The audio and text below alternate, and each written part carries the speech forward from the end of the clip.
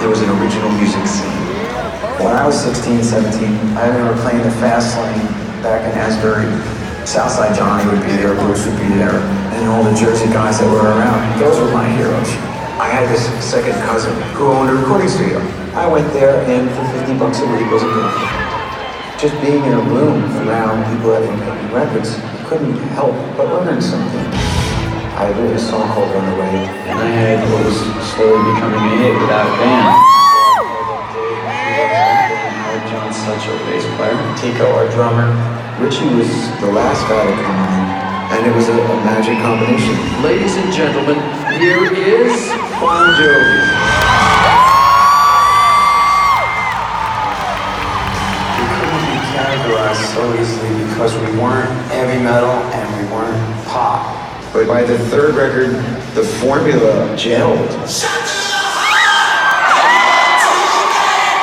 You give up a bad name. As soon as that needle hit that record, our lives changed.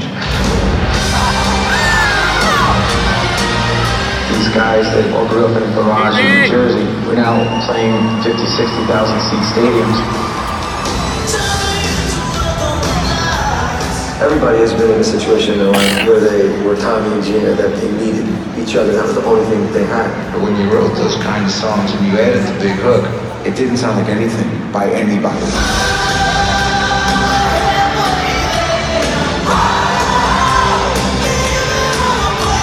We had the #1 single and the #1 album. It was a rock and roll fantasy. It was a dream. We were 5 dedicated people, willing to do whatever they needed to do to make it happen.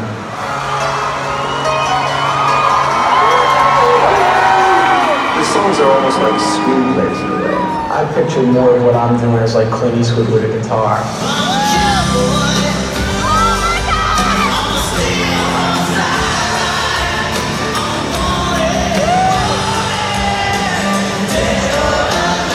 Well, a good song is a good song, I guess. You know, John and Richie, some of their songs, like Wanted Dead or Alive, I think they can stand the test of time.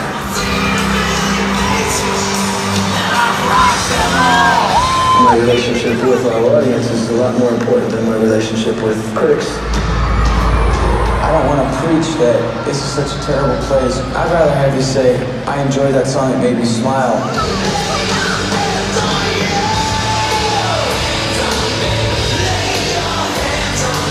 A grand part of our appeal is its timeless, optimistic, uplifting music.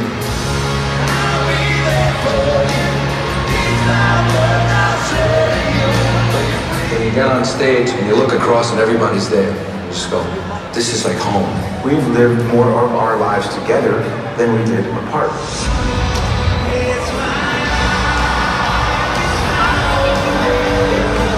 We have lived this unbelievable story. So as long as we're happy, we'll keep doing it.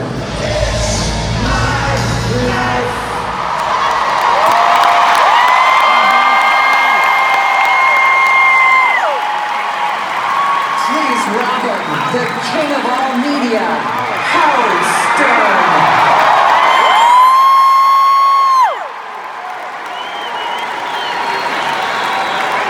By the way, that was 1987. I was on a date with Richie Sambora. We met the hottest chick and had a threesome. That's how it all began. Thank you, thank you.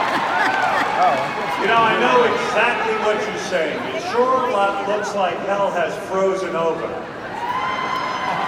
The man who never leaves home, me, Howard Stern, is in Cleveland.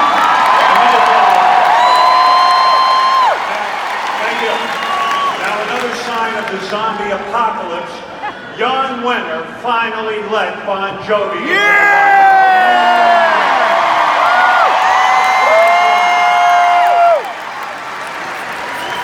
Way to go, Johnny, whatever the fuck your name is. Jan, you did it. You finally gave this fantastic band their due. Now, for those of you who don't know, Jan is the man in charge, but I'm not sure why. This guy doesn't play a musical instrument. He doesn't have a band, but he did start a great magazine, Rolling Stone. Yeah. And now it's the size of a pamphlet. What a business plan. Way to go. I read it in about 30 seconds backstage. Now, Jan required years of pondering to decide if this glorious band that sold over 130 million albums should be inducted. What a tough decision. Gee, I don't know if I should let Bon Jovi in. 130 million albums. That's not such a big deal. Let me give you an idea what the number 130 million means. And it means a lot. Now, the bubonic plague only killed 50 million people. The atom bomb only killed 225,000 people. 625,000 people died in the Civil War. Peanuts compared to 130 million Bon Jovi albums. How uplifting is my speech tonight? Anybody want to hear about the AIDS epidemic? But you see, even with all of this talk of death and destruction, I'm making a point, and my point is that 130 million is ridiculously big. Try to look at it this way. The average amount of sperm in one ejaculation is only 100 million. But Jovi beats sperm, ladies and gentlemen.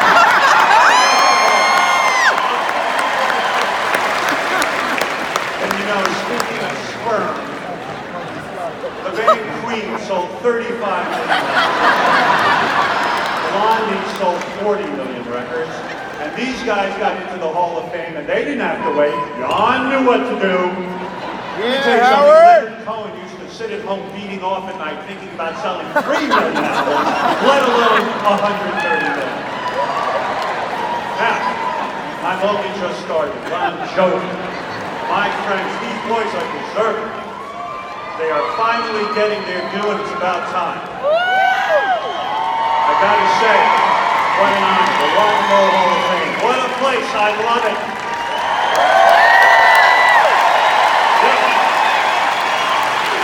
Good. The only place you can see Slim Whitman's underpants, Mariah Carey's tampon, and what about that Ike Turner boxing gloves in the glass case? You see that? What a glorious collection of junk we have surrounding us. It's an honor to be here tonight for these guys. I've known them since they've started. And aside from the incredible music accomplishments, they are some of the nicest men I ever met. Their stupid rock and roll attitude, just humble and gracious. Whenever I would see them over the years, even with multi-platinum success, they each had a smile on their face in a welcoming way. An appreciation for their craft and their fans. In addition to music, their charity work feeding the homeless, helping the American Red Cross, lending their hand to the Special Olympics. That's a rare humility, and I love them for that. Great group, iconic band. First of all, we've got Jon Bon Jovi, a great front man extraordinaire. Yes, a man who single-handedly destroyed most of the ozone layer in the 80s with opera. And he's still working. A masterful and powerful drums of Tico Torres. David Bryan, a true showman. Alec John Such, what a great bass player. A Bible name, John Such. One of the best names in rock and roll. In fact, I've often said the band should have been called John Such, but we know his ego could not deal with it.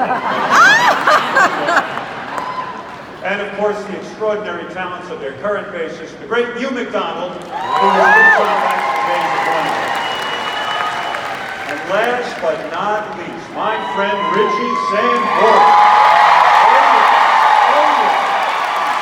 One of the most underrated guitar players in the world, a masterful songwriter, and you know this is true, the man with the biggest penis in Bon Jovi.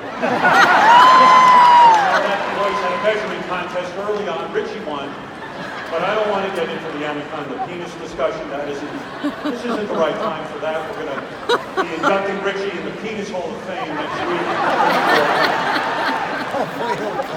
You realize that Mr. Richie Sambora single-handedly considered it his mission to help women who could not get dates to feel better about themselves.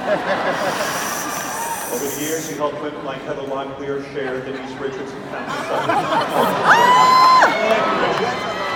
I always said, it's a good thing that Richie had a thing for pretty blondes with blue eyes and a nice ass. That's what motivated him to team up with John in the first place.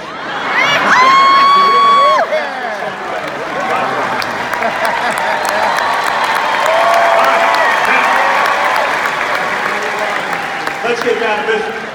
These boys have worked their asses off. They are cowboys. On a steel horse they rode. Yes, they are wanted, dead or alive. Dead or alive. It's all the same.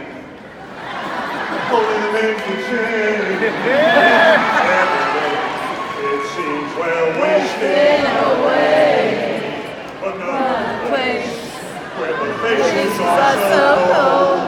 I drive all night just to get back home. A cowboy on a steel horse I ride. I want it, dead or alive. I said want it, dead or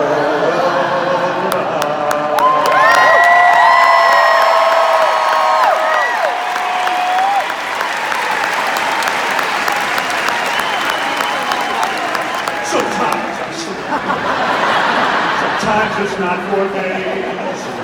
The people I meet always go their separate ways. Sometimes you tell the day by the bottle that you drink. Times when you're all alone, all you do is think, I'm a cowboy. On a steel horse I ride. I want it, dead or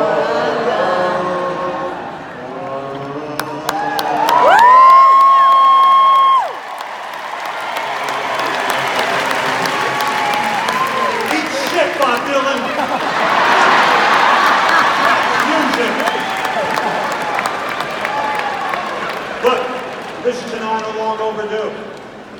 I don't think you can go anywhere in this world without hearing a classic Bon Jovi tune somewhere, and it's pretty incredible, their whole success story. Starts out with John getting a job from his uncle, Melvin Bon Jovi. John swept the floors of the legendary recording studio, the Power Station. Yes, John is the world's most successful janitor. John had a job to do. It sucked cleaning up after rock stars, but someone had to do it. Years later, John was replaced by a vacuum cleaner. John paid his dues and worked on his music while cleaning the cum off the Power Station. I'll share this with you. He told me that I think it's Harry Chapin's jizz was particularly. That's John. Then John wrote a song called Runaway. She's a little runaway. You know that song? Then he got signed by a label. And he needed a band. So he teamed up with these great guys that we honor here tonight. And they played everywhere. And they recorded music during the next couple of years.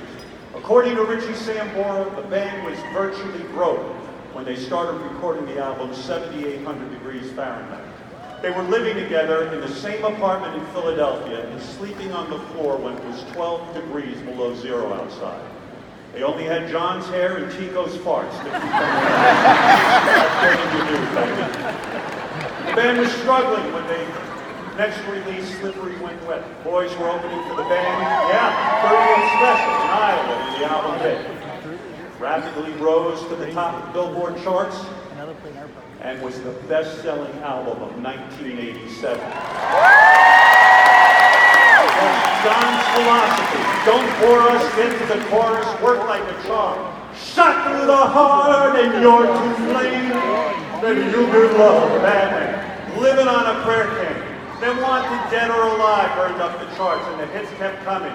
Raise Your Hands, which is still an anthem at all their live shows today. Bad Medicine, I'll Be There For You. These 5 words, I swear to you. Lay your hands on me. Lay your hands on me. It's my life, it's now or never. I ain't gonna live forever. Who says you can't go home? And on and on and on. Other bands from their era have disappeared. Yet Bon Jovi continues and grows stronger. In fact, their last 4 tours have grossed almost $1 billion. All right, I'm gonna wrap this up.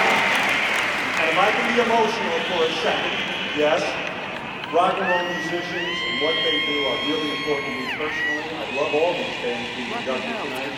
Bands like the Moody Blues, the John years ago. These guys comforted me through many lonely days in high school. Look at this face, you know I was lonely. There was nothing better than putting on headphones and listening to Days of Future Past. It was fantastic. I love the Cars, I love the Dire Straits. I played their music for years on the radio, and I always considered it a great privilege to have a job where I could celebrate rock and roll, play the work of these fine musicians. So on behalf of all fans like me, who depend on music to help us through our days, I say thank you, thank you, thank you from the bottom of my heart.